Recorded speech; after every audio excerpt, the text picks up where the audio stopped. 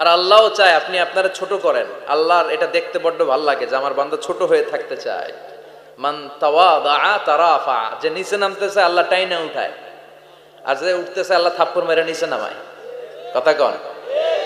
মুসা আলাইহিস সালাম, সহিহ বুখারীর বর্ণনা, বনি ইসরাইলের লোকদের মাঝে ওয়াজ করতেছিলেন, এরকম নসিহত করছিলেন। তো একজন দাঁড়িয়ে বলল, ইয়া নবী আল্লাহ মুসা, মান আ'লামুন নাসি ফিল আরদ, হে মুসা নবী, জানতে বড় মনে চায় বর্তমান পৃথিবীর সবচেয়ে বড় জ্ঞানী কে? মুসা আলাইহিস সালাম কয় আমি।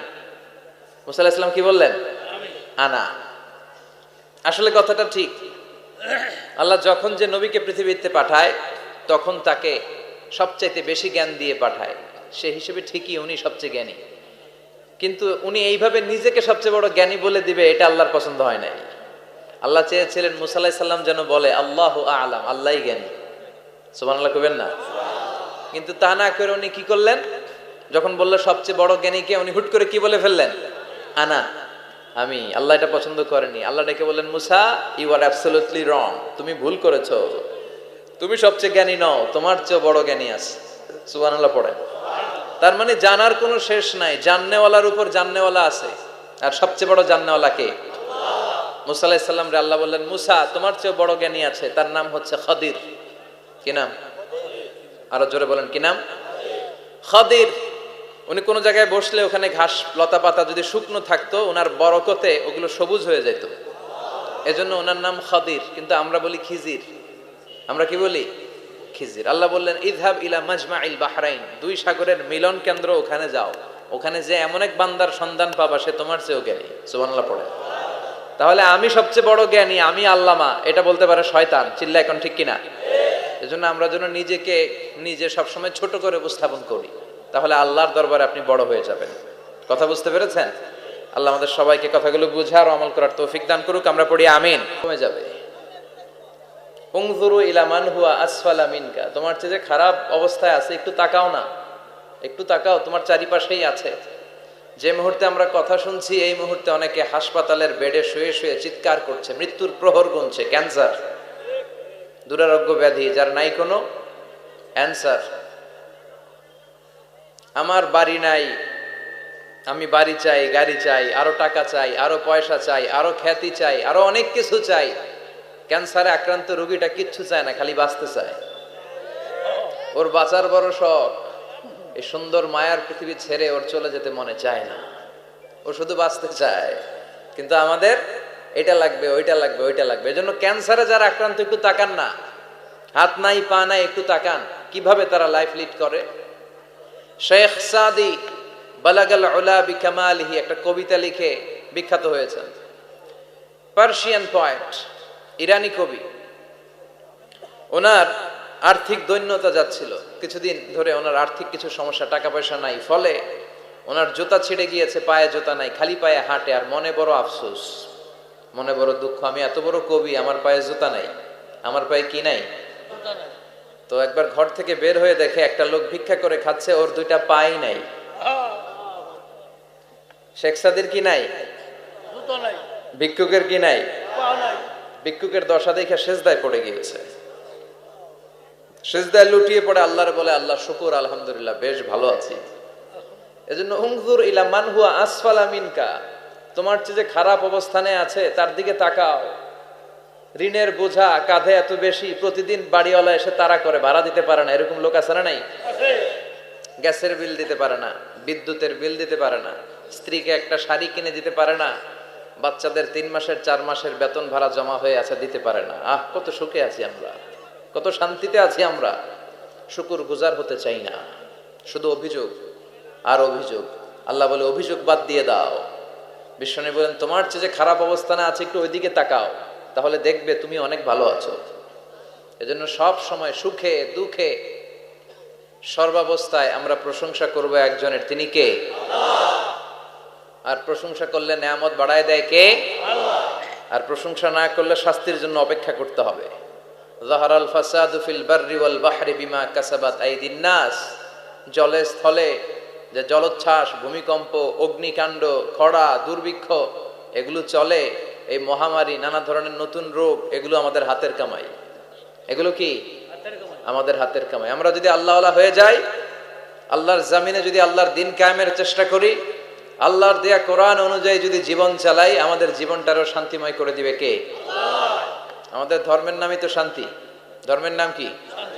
ইসলাম। ইসলাম মানে কি? বিশ্বনবী রাজা বাদশাদের কাছে যখন চিঠি লিখতেন, তিনি প্রথমে শান্তির কথা শোনাতেন। সুবহানাল্লাহ পড়েন। দেখেন কত সুন্দর ধর্ম। আর আমাদেরকে ওরা শান্তি শিখায়, আমাদেরকে মানবাধিকার শিখায়। মানবাধিকারের কথা, শান্তির কথা মানায় একজনের মুখে, তিনি হচ্ছেন মুহাম্মদ সাল্লাল্লাহু। গোটা বিশ্ব তার কাছে ঋণী, তার কাছে কৃতজ্ঞ। তিনি শুধু দিয়েছেন, নেন নাই। সুবহানাল্লাহ পড়েন। তিনি বলেছেন সালামুন আলা মানিত্তাবা আল হুদা। যাদের কাছে বিশ্বনবী চিঠি পাঠাতেন তিনি লিখতেন সালাম, মানে শান্তি। শুরুতেই শান্তি কাদের প্রতি? আলা মানিত্তাবা আল হুদা, যারা হেদায়েতকে অনুসরণ করে। রাজা বাদশাদের কাছে বিশ্বনবী চিঠি পাঠাতেন, শান্তির বাণী পাঠাতেন, তারপর লিখতেন আসলিম তাসলাম, ইসলাম মানো শান্তিতে থাকবা, তাহলে আল্লাহর দরবারে আপনি বড় হয়ে যাবেন। কথা বুঝতে পেরেছেন? আল্লাহ আমাদের সবাইকে কথাগুলো বুঝার ও আমল করার তৌফিক দান করুক। আমরা পড়ি আমিন। কি হয়েছে ওইখানে? মানুষ জায়গা হয় না? আচ্ছা জি, ভলান্টিয়ার্স যারা আছেন তারা ওই যে কাপড়গুলো খুলে দেন। খুলেই তো দিছে, তারপরেও জায়গা হচ্ছে না। কি আর করবেন? একটু কষ্ট করে শুনতে হবে। কষ্ট আছে যেখানে, সওয়াব আছে সেখানে। দাঁড়ায় শুনলে বেশি সওয়াব, তো ওনাদেরকে বেশি সওয়াব থেকে বঞ্চিত করবেন কেন? সওয়াব নেই ওনারা, আপনারা সওয়াব নেন, সওয়াব পাবেন ইনশাআল্লাহ। কষ্ট হচ্ছে না তো? এই মাহফিলে একবারে বসে যেতে হয়। টানা হিচড়া আমি করি না। টানা হিচড়া করলে ক্যামেরাওয়ালারা উল্টায় পড়বে, এই ক্যামেরাম্যানরা। তারপর একটা বিশৃঙ্খলা সৃষ্টি হবে। এজন্য টানা হিচড়ার দরকার নেই। যে যেখানে আছেন থাকেন। আবহাওয়াটা খুব সুন্দর আবহাওয়া, গরমও না ঠান্ডাও না। কি বলেন? আলহামদুলিল্লাহ পড়ি। কোনো আওয়াজ হবে না আশেপাশে। এই যে আপনি লাগবে না, থাকেন ওইভাবেই থাকেন। যে যেখানে আছি ওইভাবে থাকি, কোনো আওয়াজ হবে না। আমার সময় খুব কম, একটু পরেই আমাদের প্রধান মুফাসসির চলে আসবে। উনি আসার আগ পর্যন্ত কিছু কথা আমরা শোনার চেষ্টা করি, শিখার চেষ্টা করি। আমরা শিখতে এসেছি, শিখতেই হবে, আপনাকে পড়তেই হবে। কোরআনের প্রথম কথা হচ্ছে পড়ো আর নিজের জীবন গড়ো, ঠিক কি না?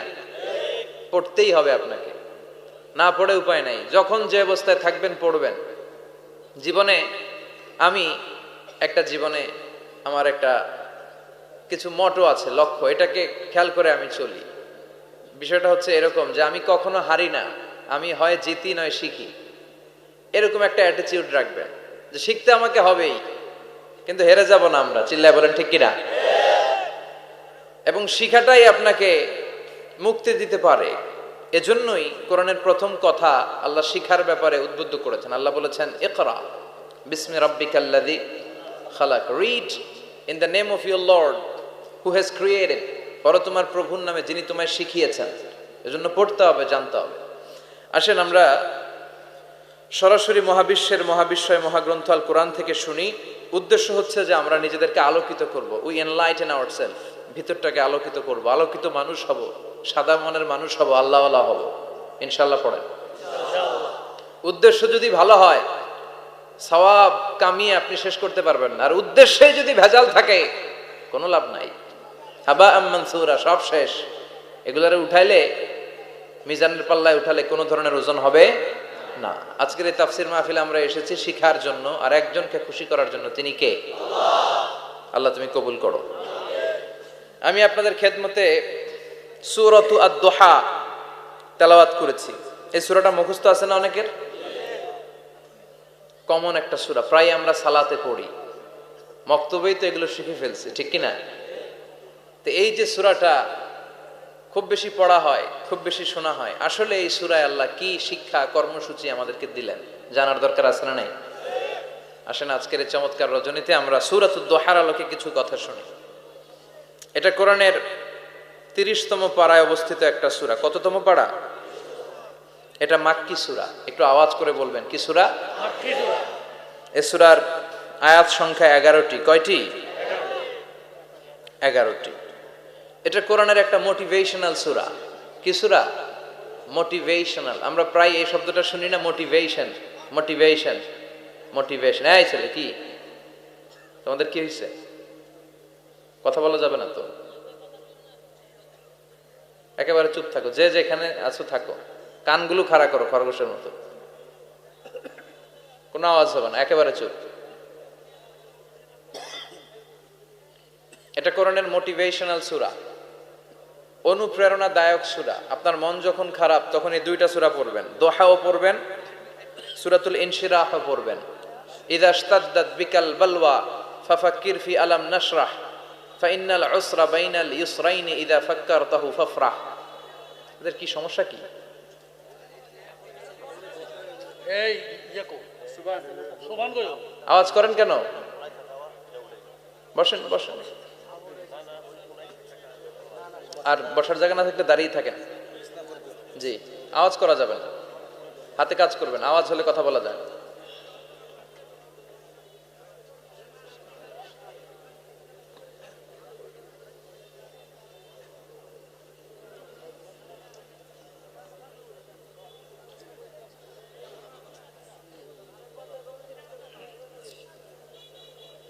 আওয়াজ করবেন না,